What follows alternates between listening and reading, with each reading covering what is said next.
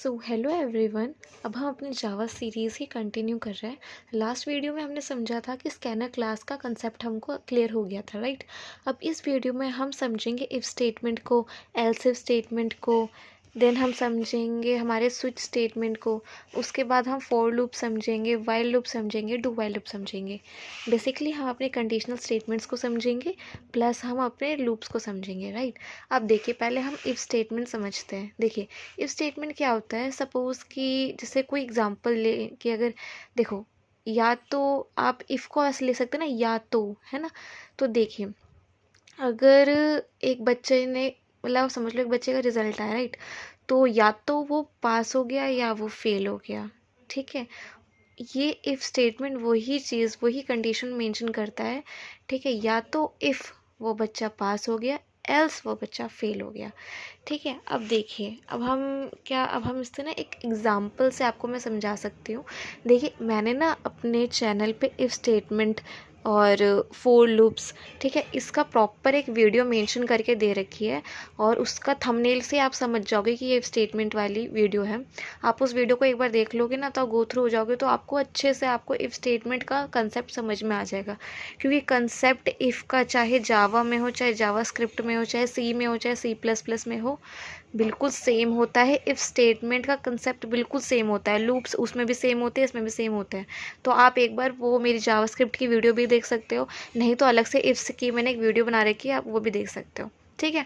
तो अभी हम इसमें जल्दी से क्विक हम एक बार इस एग्ज़ाम्पल से आपको समझाते हैं कि हम जावा में इफ़ स्टेटमेंट कैसे यूज़ करते हैं, ठीक है। देखिए, अब देखिए, अब सपोज़ के लिए हमारे पास एक एग्ज़ाम्पल है कि if cash is less than 10। अब अगर हमने, देखो, कैश हमने कोई वेरिएबल हमने बना दी, जैसे कि इंट कैश इक्वल्स टू, हम अब कैश के अंदर हम क्या डालेंगे। अब देखिए, हमको सबसे पहले क्या करना है, हमको ये करना है कि हमको अपने वेबसाइट पे एक इनपुट वाला बॉक्स बनाना है, ठीक है। एक प्रॉम्प्ट बनाना है, जिस प्रॉम्प्ट पे आप अपना कैश की वैल्यू डालोगे, कितनी कैश है आपके पास, उसके हिसाब से ऐसा प्रोग्राम हो कि वो बताए कि अगर आपका कैश लेस देन 10 है तो आप कुछ भी खरीद नहीं सकते और ज़्यादा कैश लाइए, गेट कैश, है ना।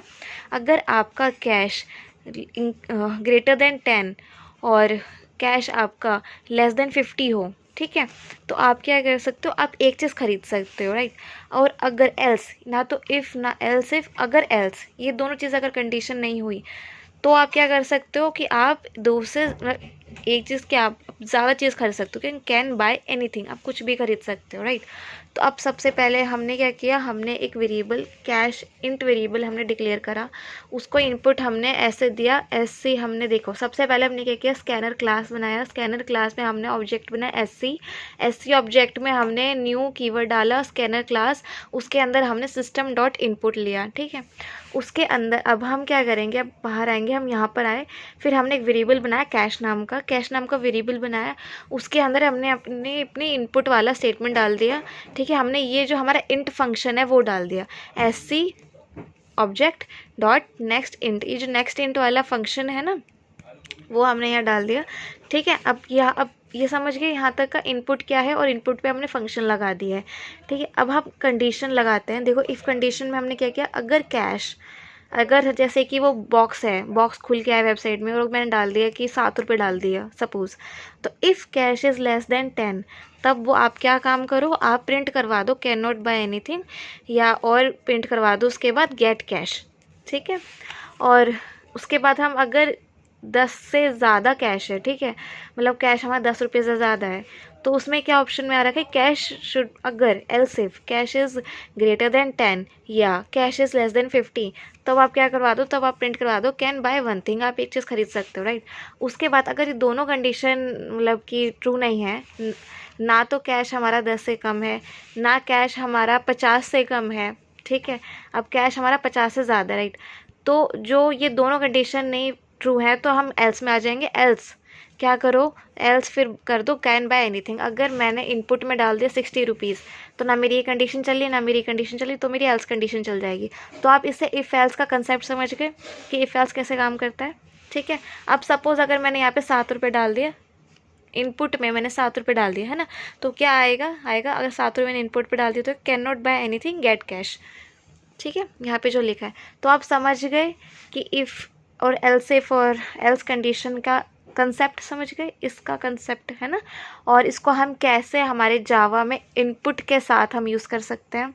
ठीक है, और स्कैनर क्लास की मैंने लास्ट वीडियो में पूरा अच्छे से एक्सप्लेन कर रखा है, तो आप वो वीडियो भी देख लीजिएगा, उससे आपको बहुत हेल्प मिलेगा। ठीक है, अभी आप ये समझ गए इफ़ हमारी ये कंडीशनल स्टेटमेंट्स हैं, ठीक है, वो आप समझ गए। अब आते हैं हम अपने स्विच स्टेटमेंट में, ये भी हमारी कंडीशनल स्टेटमेंट ही होती है। ठीक है, अब देखिए, अब स्विच स्टेटमेंट में क्या होता है, देखो अगेन मैंने क्या किया, एग्जांपल से मैं आपको समझाती हूँ कि सपोज़ मैंने एक वेरिएबल दिया डे, और डे को मैंने दे दिया 1 वैल्यू असाइन कर दी। अब यहाँ पर मैं क्या करूँगी, स्विच लगाऊंगी, स्विच कीवर्ड मैंने लगा दिया। ठीक है, अब देखिए यहाँ पर क्या होता है, इफ़ में ना स्टेट कंडीशंस लगती हैं, यहाँ पे इफ़ में क्या लगा है, कंडीशन लगा है, पर स्विच में क्या लगता है, केसेस लगते हैं। ठीक है, स्विच में आ गए, हमने डे हमने लिख दिया। देखिए स्विच पहले हमने क्या किया, इंट वेरिएबल हमने डिक्लेयर करा, डे हमने एक वेरिएबल दिया इंट टाइप का, ठीक है, इंट डाटा टाइप का, उसमें डे वेरिएबल को 1 वैल्यू असाइन कर दी। उसमें हमने फिर नीचे आए हम, तो हमने स्विच हमने हमारा कीवर्ड डाला, और उसके अंदर हमने क्या लिख दिया, डे। ठीक है, जो हमने वेरिएबल डिक्लेयर किया था डे। अब केस 1 ये कहता है कि अगर यहाँ पर आपकी डे की वैल्यू 1 है, ठीक है, केस ये कहता है कि अगर डे की वैल्यू, केस और 1 को केस 1 मत समझ लेना, ये ऐसा है कि केस और डे अगर हमारा 1 है तो हम क्या करेंगे, प्रिंट करवा दो आप मंडे। अगर यहाँ पे ये 2 है तो केस 2, तब प्रिंट करवा दो ट्यूसडे। और अगर ना तो यहाँ पे 1 या 2 कुछ भी नहीं है, तो आप क्या करो, डिफ़ॉल्ट, ये केसेस के बाद एक लास्ट में होती है डिफ़ॉल्ट, जैसे इसके अंदर एल्स होती है ना, इसके अंदर डिफ़ॉल्ट होती है। ठीक है, डिफ़ॉल्ट डिफ़ॉल्ट अगर 1 या 2 दोनों नहीं है तो आप करवा दो वेडनेसडे टू संडे। ठीक है, ये तो आप समझ गए। और यहाँ पे मैंने अभी क्या करवा रखे, 1, तो इसका मतलब ये कि क्या प्रिंट होगा, मंडे। ठीक है, लेकिन सिर्फ मंडे प्रिंट नहीं होगा, इसमें क्या होता है, इसमें एक और चीज़ होती है कि अगर आपका ये स्टेटमेंट ट्रू हो गया है ना, ये केस आपका ट्रू हो गया है, तो ये तो प्रिंट हो जाएगा, लेकिन उसके बाद जो केस 2 है और डिफ़ॉल्ट है वो ऑटोमेटिकली प्रिंट हो जाएंगे। वो फिर वो चेक नहीं करेगा कि ये सही है कि गलत है, वो ऑटोमेटिकली प्रिंट करवा देगा। ठीक है, तो अब मैं चाहती हूँ कि यार नहीं, मेरे को सिर्फ मंडे ही चाहिए और ये 2 स्टेटमेंट का ट्यूसडे और वेडनेसडे संडे ये ना आए, तो मैं क्या करूँगी, इसके बाद केस 1 के बाद यहाँ पर